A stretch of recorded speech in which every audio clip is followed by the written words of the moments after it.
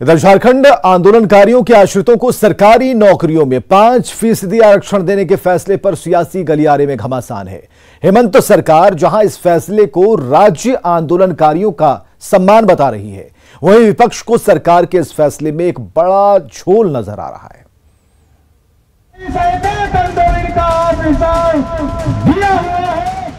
अलग झारखंड की लड़ाई लड़ने वाले आंदोलनकारियों के आश्रितों को 20 साल बाद राज्य सरकार ने सम्मान के तौर पर सरकारी नौकरी में 5% का आरक्षण देने का फैसला किया है, जिसके लिए एक आयोग भी गठित कर दिया गया है। फैसले के मुताबिक झारखंड आंदोलनकारियों को तृतीय और चतुर्थ वर्गीय सरकारी नौकरियों में 5% क्षैतिज आरक्षण दिया जाएगा, जिसका मतलब ये हुआ कि इन्हें तय कोटे से ही 5% आरक्षण मिलेगा। आंदोलनकारियों में अधिकतर जेएमएम के ही कार्यकर्ता हैं, जो झारखंड की लड़ाई के अगुवा रहे हैं। मुख्यमंत्री जी से मैं मांग करना चाहूंगा कि इसको जेपीएससी की सेवाओं के लिए भी इसको लागू किया जाए। जहां तक ये आरक्षण की बात है, ये क्षैतिज आरक्षण हॉरिजॉन्टल बेसिस पर ये आरक्षण लागू होगा। जैसे इकोनॉमिक बैकवर्ड क्लास के लिए 10% आरक्षण किया गया है, तो उसका एक क्राइटेरिया है कि उसी वर्ग से होगा, तो ये सभी वर्गों पर लागू होगा और उस वर्ग से चुनकर फिर उनको देने का काम किया जाए। इस फैसले को हेमंत सरकार आंदोलनकारियों को सम्मान की बात बता रही है, उसी फैसले पर झारखंड के आंदोलनकारियों ने ही सवाल उठा दिया है और योग्य उम्मीदवारों की पहचान को लेकर बनाई गई नीति के विरोध में 24 जिलों के आंदोलनकारियों ने विशाल धरना प्रदर्शन किया और सरकार से चयन प्रक्रिया को लेकर सवाल दागे। आंदोलनकारी का जो परिचय लेने के लिए या उसके बारे में जानकारी लेने के लिए यहाँ के क्षेत्रीय प्रखंड पदाधिकारी हुआ है, नोडल पदाधिकारी हुआ, वो जानेंगे। उसके लिए तो वहाँ के जितने भी गांव के जो प्रतिनिधित्व करते थे, कोई भी पार्टी का है, उससे पूछा जाना चाहिए कि एक्चुअल में इन्होंने आंदोलनकारी में शामिल था या नहीं था। मांग पूरी नहीं होगा तो जब तक हम लोग का नहीं होगा, नहीं तो आने वाला समय में अपना गद्दी को छोड़ने का नौबत होगा। बहुत सारे लोग अलग अलग तरीके से आंदोलन किए, कोई जो है रेल रोका, कोई पुल, ये कोई छुप के किया, मीडिया के लोग अपना लेखनी में किया, और गाना बजाना वाला लोग सुर ताल गाना में गाया कि हमें अलग चाहिए राज। तो कई तरह का अलग अलग तरीके लोग आंदोलन अपना किए हैं। अब उनको कहेंगे कि नहीं, ये आंदोलनकारी नहीं है। अब हम लोग जैसा आदमी जो 12 बजे रात निकल के नेतृत्व करके आंदोलन किए, अब हम लोग के बारे बोलेगा कि आप आंदोलनकारी है कि नहीं, ये बड़ा विडंबना है। हेमंत सरकार के इस फैसले के साथ ही दूसरा फसाद भी शुरू हो गया है।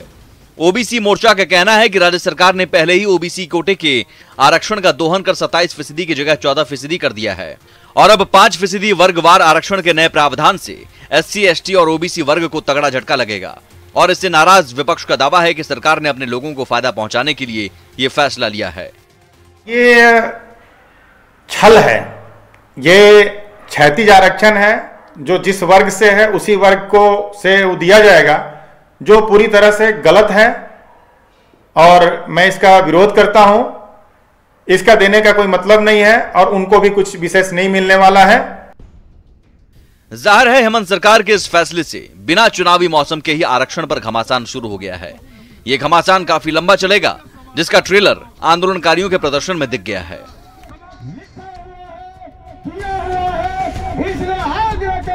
रांची से न्यूज़ 18 के लिए उपेंद्र के साथ ब्यूरो रिपोर्ट। और चलिए एक रिपोर्ट आपको दिखाते हैं कि बजट सत्र के दूसरे दिन सदन के भीतर और बाहर हंगामा क्यों हुआ। जो विषय है उस विषय को रखने का मौका आपको भरपूर। बजट सत्र के दूसरे दिन झारखंड विधानसभा के अंदर और बाहर जमकर हंगामा हुआ। सदन की कार्यवाही शुरू होती उसके पहले ही महंगाई और रोजगार के मुद्दे पर पक्ष और विपक्ष आमने सामने आ गए। उस विषय को रखने का मौका आपको भरपूर है। दोनों तरफ के विधायकों ने जमकर नारेबाजी की। विधानसभा की कार्यवाही शुरू हुई और कार्यवाही शुरू होते ही बीजेपी विधायकों ने कार्य स्थगन प्रस्ताव को लेकर हंगामा शुरू कर दिया। चतुर्थ वर्ग के नौकरियों में 100% झारखंडी भाई बहनों को रोजगार मिलने की गारंटी देने वाला जो हम लोगों ने नियोजन नीति बनाई थी रघुवर दास जी की सरकार में, उसको बिना किसी ठोस कारण से इस सरकार ने वापस लिया। वैसे समय में जब हाई कोर्ट के फैसले के विरुद्ध सुप्रीम कोर्ट सरकार गई है उस नियोजन नीति के पक्षकार बन करके। एक तरफ विपक्ष के विधायक हंगामा करते रहे तो दूसरी तरफ सत्ता पक्ष के विधायक प्रश्नकाल में जुटे रहे। कांग्रेस विधायक दीपिका पांडे सिंह और विधायक प्रदीप यादव ने ओबीसी को 27% आरक्षण का मुद्दा उठाया। दोनों विधायकों ने दूसरे राज्यों की तरह झारखंड में भी ओबीसी के लिए 27% आरक्षण की मांग की।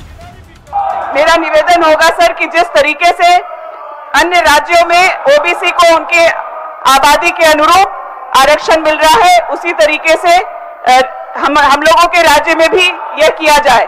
हम चाहेंगे कि सरकार हमें बताए कि यह 27% आरक्षण ओबीसी के लिए सरकार कब तक काटेगा।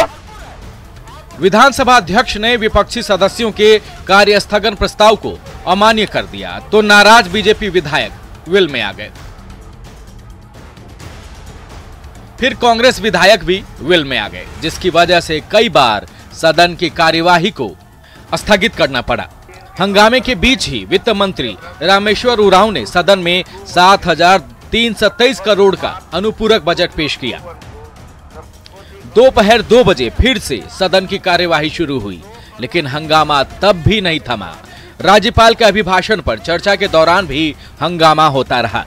विपक्षी सदस्यों ने राज्यपाल के अभिभाषण को झूठ का पुलिंदा करार दिया और सदस्य सदन से वॉकआउट कर गए।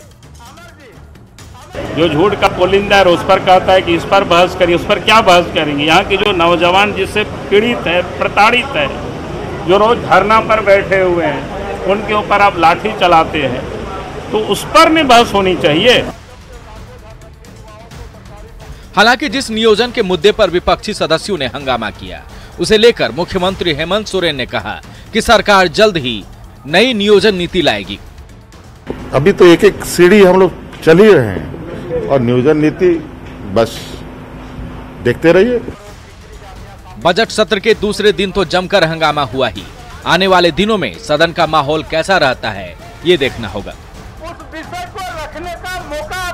न्यूज़ 18 के लिए रांची से अविनाश और निरंजन की रिपोर्ट। और यहाँ रुकेंगे एक छोटे से अंतराल के लिए।